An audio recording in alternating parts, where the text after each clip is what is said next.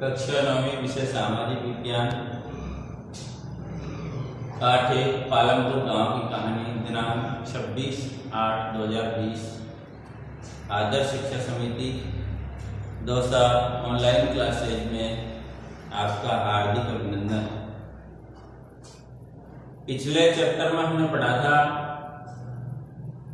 पालमपुर गांव में कृषि क्रियाएं। पालमपुर गांव की आबादी 450 थी, जिसमें 150 परिवारों के पास भूमि नहीं थी, यानी वो दलित वर्ग के थे। 240 परिवारों के पास भूमि थी, इसलिए भूमि का बंटवारा होता गया, भूमि छोटी होती गई। कृषि कार्यों से लोगों का गुजारा, धन उपार्जन की पूर्ति या रोटी, कपड़ा और मकान मिलना मुश्किल था, इसलिए अन्य कृषि क्रियाएं भी करना आरंभ किया। आज हम पालमपुर में विभिन्न गैर कृषि क्रियाओं के बारे में अध्ययन करेंगे। पालमपुर के 75% लोग कृषि एवं 25% लोग गैर कृषि कार्य करते हैं। प्रमुख गैर कृषि कार्य कौन कौन से थे, उनके बारे में आज हम अध्ययन करेंगे। पहला डेयरी। डेयरी के बारे में हम सब जानते हैं। पालमपुर के लोग भी डेयरी का व्यवसाय करते हैं, भैंसे रखते हैं। उनको घास, हरा चारा जैसे ज्वार और बाजरा जैसे चरी भी कहते हैं आप, वो चराते, दूध निकालते। दूध को पास के गांव है रायगंज, वहां ले जाकर बेचा जाता था। रायगंज में सायपुर शहर के 2 व्यापारियों ने दूध संग्रहण में शीतलन केंद्र लगा रखा था। दूध को इकट्ठा करते वहां वो, और उन शीतलन केंद्र से ठंडा करते और अन्य कस्बों और शहरों में वितरण के लिए भेजते थे। तो इस प्रकार पालमपुर के कुछ लोग डेयरी से अपना घर का, परिवार का पालन पोषण कर रहे हैं। दूसरा कार्य है लघु स्तरीय विनिर्माण। छोटे छोटे उद्योग धंधे लगा लेते। 50 से कम लोग विनिर्माण कार्यों में लगे हैं वहां के। पालमपुर में विनिर्माण में बहुत सरल उत्पादन विधियों का प्रयोग होता है। सरल उत्पादन की विधियों का उपयोग करते हैं वहां लोग। छोटे पैमाने पर किया जाता है। विनिर्माण कार्य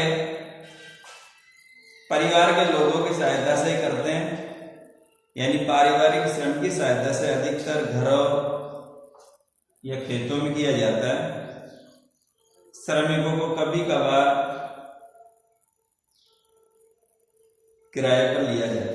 घर के लोग ही काम कर लेते हैं। ऐसा छोटा ही विनिर्माण का कार्य करते हैं कि जिसमें घर के परिवार वाले ही उसमें सहयोग करते हैं। श्रमिकों की कभी कभार आवश्यकता पड़ती है। लघु स्तरीय विनिर्माण, छोटे स्तर पर उद्योग लगा। तीसरा कार्य है दुकानदार। दुकानदार को आप सब जानते हैं, बाजार से सामान खरीद कर लाना थोक के भाव में और गांव में लाकर उसको थोड़ा बचत के रूप में पैसे बढ़ाकर उस पर लोगों को सामान वितरण करना, पैसे लेना। दुकानदारी का काम भी वहां पे कुछ लोग करते थे। तीसरा है परिवहन। चौथा, पालमपुर रायगंज के बीच सड़क पर कई प्रकार के वाहन चलते हैं। लोगों ने अपने वाहन बना रखे हैं, जैसे घोड़ा गाड़ी है, तांगा है, रिक्शा है, ट्रैक्टर है, ट्रक है, परंपरागत बैलगाड़ी है। और ये लोग अपने इन साधनों के द्वारा लोगों और वस्तुओं को एक जगह से दूसरी जगह पर पहुंचाते हैं, जिससे वो धन उपार्जन का कार्य करते हैं। ये थी पालमपुर गांव की प्रमुख गैर कृषि क्रियाएं। पहली है डेयरी, दूसरा लघु स्तरीय विनिर्माण, तीसरा दुकानदारी करना, चौथा है परिवहन। अब इस पाठ का सारांश है क्या? पाठ का सारांश है कि यहाँ के लोगों का मुख्य उत्पादन क्रिया क्या थी? खेती। लेकिन खेत बहुत कम लोगों के पास थे। 240 परिवार ऐसे थे जिनके पास भूमि थी। अब भूमि धीरे धीरे भूमि का बंटवारा होता गया, क्योंकि भूमि तो स्थायी है और दुर्लभ है।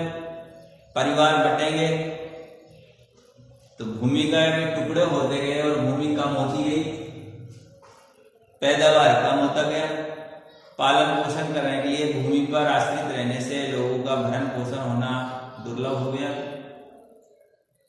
इसलिए उत्पादन को बढ़ाने की आवश्यकता हुई। उत्पादन बढ़ाने की आवश्यकता हुई। भूमि में अन्य संसाधनों पर दबाव पड़ा कि भूमि से भी अधिक पैदावार लिया जाए। इसके लिए लोगों ने बहुविध फसल प्रणाली, फसल उत्पादन बढ़ाने के लिए 2 क्रियाएं की गई। बहुविध फसल प्रणाली, इसका अर्थ है एक से अधिक फसल खेत में उगाना, जिससे रबी और खरीफ की फसल तो है ही, इनके अलावा जायद भी बो देते हैं। और वहां के लोग अधिकतर आलू लगाते थे। अक्टूबर नवंबर में आलू बोते थे, आलू की फसल करते थे। और दूसरा है आधुनिक कृषि विधियों का प्रयोग। फसल उत्पादन बढ़ाने के लिए 2 क्रियाएं की वहां के लोगों ने। बहुविध फसल प्रणाली, यानी एक खेत में 3-3, 4-4 फसल उत्पादन करना। और दूसरा है आधुनिक कृषि विधियों का उपयोग किया गया, जैसे रासायनिक उर्वरकों का उपयोग, उत्तम बीज लेना, बढ़िया बीजों का लेना, प्रमाणित बीज काम में लेना, फव्वारा विधि से सिंचाई करना, पंप सेट लगाना, ट्यूबवेल लगाना, इनसे सिंचाई समय समय पर, दवाइयों का छिड़काव, रासायनिक दवाइयों का, कीटनाशक दवाइयों का छिड़काव करना, जिससे भूमि की उर्वरा शक्ति तो कमजोर होती जा रही है। उत्पादन तो बढ़ रहा है लेकिन उर्वरा शक्ति कमजोर होती जा रही है और भूमि बंजर होती जा रही है। कम भूमि और कम पूंजी से कार्य हो सकता है, ऐसे कार्यों की ओर प्रेरित हुए इसके लोग। इसलिए भूमि से उत्पादन तो बढ़ा लिया लेकिन उसमें भूमि बंजर होती जा रही है, तो वहां के लोगों ने फिर गैर कृषि कार्य की ओर प्रेरित हुए। कम भूमि में कम पूंजी से ये कार्य आसानी से हो सकता है, इसलिए लोग गैर कृषि कार्यों की ओर प्रेरित हुए। गैर कृषि कार्यों के लिए कम ब्याज पर कर्ज मिलना चाहिए, ऐसी जनता चाहती है। कम ब्याज पर कर्ज मिल जाए तो वो गैर कृषि कार्य आसानी से कर सकते हैं। इसके अलावा ऐसे बाजार भी हो जहां इन सेवाओं और वस्तुओं को बेची जा सके। इस प्रकार इस पाठ में हमने पढ़ा कि पालनपुर गांव है, उसमें अधिकतर लोग कृषि कार्य करते हैं। कृषि से परिवार का भरण पोषण पूर्ण नहीं होता, क्योंकि भूमि बहुत कम लोगों के पास थी। इसलिए पालनपुर के लोग गैर कृषि कार्यों की ओर प्रेरित हुए। गैर कृषि कार्यों में डेयरी, लघु स्तरीय बीज निर्माण कार्य, दुकानदारी, परिवहन, ये 4 प्रमुख कार्य वहां के लोग करते थे। डेयरी के बारे में आप सब जानते हैं, दुकानदार वो जानते हैं। परिवहन यानी सामान को, वस्तुओं को, व्यक्तियों को एक स्थान से दूसरे स्थान पर छोड़ने के साधन अपना है। मुख्य उद्देश्य इसका है पाठ का कि खेती को कैसे उन्नत किया जाए। खेती के साथ साथ धन उपार्जन के लिए गैर कृषि कार्यों की ओर भी हमें प्रेरित होना चाहिए। धन्यवाद।